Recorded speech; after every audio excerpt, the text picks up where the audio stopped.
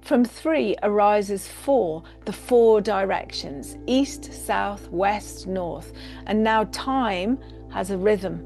Space has a shape.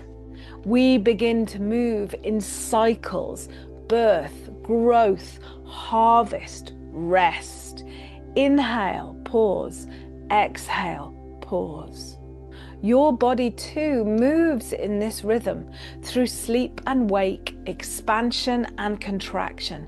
Understanding the 4 directions and the seasons helps us to honor the flow of time rather than push against it. And in Qigong, we move with the seasons, not against them.